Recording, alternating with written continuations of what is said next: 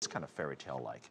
To talk more about this topic of weddings, joining me from Tucson, Arizona, is the Wedding Report CEO and founder, Shane McMurray. The funny thing is it's two guys basically talking about weddings, but we're going to give this a shot. So the global wedding industry has gone up, granted 2% a year for the last 5 years or so, as we reported on earlier.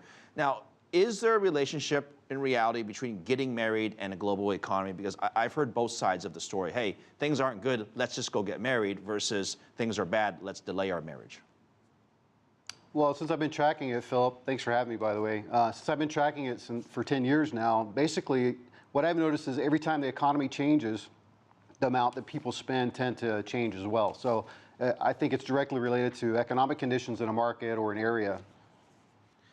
Let me ask you this. The number we gave you earlier, the $30,000 on average that people are spending on weddings, how are they spending so much? Where's the breakdown? Where does it all go to? Well, if you think about it, they're actually spending that money over 16 months, 16 to 18 months. So it's not all plopped down at once, which seems like a lot at once. And it's still a lot, even though 16 months. But over the 16 months, you know, majority of it goes to the reception, and then you've got the rings and stuff like that. So really, the big ticket items are the rings, the reception, that sort of thing. What are the coolest things that people are doing for their weddings? I've heard people doing their weddings in exotic places, sort of this destination wedding thing. I suppose that probably is one of them, but you're the expert. What's the coolest trends? Well, I'm with you. Just like the couple we just listened to, they were traveling to South Korea to do some stuff.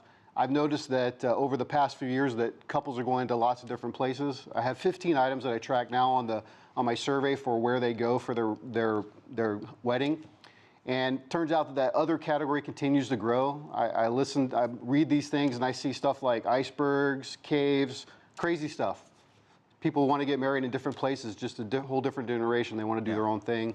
Now, here's an interesting cultural difference, and I think those of you watching will appreciate this.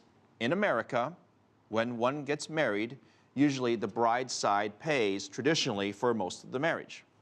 In Asia, it's the opposite. The man's side, and I know this, pays, or supposed to pay, for everything. Is there a compromise in this next generation of kids getting married that maybe they split it or they change some of that traditional thinking that used to be in place in terms of who pays?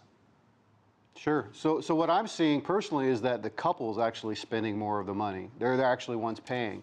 So you see traditions kind of breaking down and changing a bit because the couple's the ones actually paying the money. So they're the ones making decisions. Usually the ones that pay are the ones that make decisions. Parents still contribute. The bride's parents in the U.S. typically contributes more than the groom's parents. But primarily the couples are the ones contributing at least 80% of the cost of the wedding today in the U.S. So I can imagine you're going to see that. Yeah, you're going to see that change through the rest of the world as well. If you were helping somebody plan a wedding, and you've got the photographers, the video guys, you've got the catering, the food, the cake, all that stuff, where's the one place that, in your mind, I know it's subjective, where's the one place you would go to try to save some money or say, look, this is a waste of money. After this 24 hours, you will never step back and look at this again? Well, I think brides and grooms are already doing that now. They go online, they spend a lot of time on wedding blogs, you know, on different websites on the web. They're doing search. They spend a lot of time on Pinterest, things like that. So they're looking at ideas and they're looking for ways that they can incorporate their ideas and the things they want, and also try to figure out ways to save money by looking at ideas and either doing it themselves or trying to find someone that can do it within their budgets.